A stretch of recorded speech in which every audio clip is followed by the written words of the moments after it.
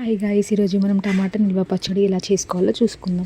నేను చెప్పే ప్రాసెస్లో చేస్తే 3 to 6 months స్టోర్ ఉంటుంది. ఫస్ట్ టమాటోలు తీసుకొని బాగా కడగాలి. కడిగిన తర్వాత తడి లేకుండా తూర్చుకొని సన్నని ముక్కలుగా కట్ చేసుకోవాలి.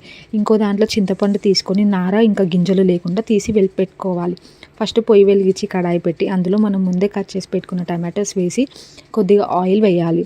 ఆయిల్ వేసిన తర్వాత మనం తీసుకున్న చింతపండుని వేసి కొద్దిగా పసుపు వేసి టమాటాలను బాగా మగ్గనివ్వాలి.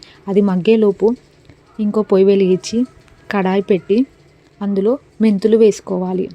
మెంతులు లో ఫ్లేమ్లో వేసుకొని కలర్ చేంజ్ అయ్యే వరకు బాగా వేయించుకోవాలి.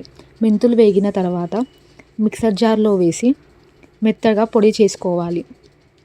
పొడి చేసుకుని మిశ్రమాన్ని పక్కన పెట్టి మనం ముందే పొయ్యి మీద పెట్టిన టమాటోస్ అప్పటికి ఉడికిపోతాయి. అవి చల్లపరిచేంత వరకు ఒక గిన్నె తీసుకొని ఏ క్వాంటిటీలో మనకు కారం కావాలో ఆ క్వాంటిటీలో వేసుకొని కారంకి సగం క్వాంటిటీ ఉప్పు వేసుకొని కొద్దిగా పసుపు వేసుకొని బాగా కలపాలి. కొద్దిగా మెంతి పొడి వేయాలి. బాగా కలిపిన తర్వాత మనం ముందే చల్లబరుచుకున్న టమాటో ముక్కలని మిక్సర్ గ్రైండర్లో వేసుకొని బాగా పేస్ట్ చేసుకోవాలి. పేస్ట్ చేసుకున్న టమాటో ప్యూరీని కారం దాంట్లో వేసి బాగా కలపాలి. బాగా కలిపిన తర్వాత పొయ్యి వెలిగించి కడాయి పెట్టి అందులో ఆయిల్ వేసి మినపప్పు వేసి బాగా వేగనివ్వాలి.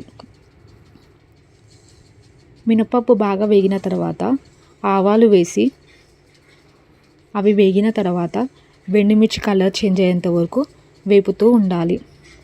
అది వేగిన తర్వాత నూనె టమాటో పేస్ట్లో వేసి బాగా కలపాలి. బాగా కలిపిన తర్వాత ఒక 5 minutes వదిలేస్తే మొత్తం చల్లగా అవుతుంది. చల్లగా అయిన తర్వాత ఒక బాక్స్లోకి తీసుకుంటే ఎంతో టేస్టీ అయిన టమాటా పచ్చడి ఇంట్లోనే రెడీ.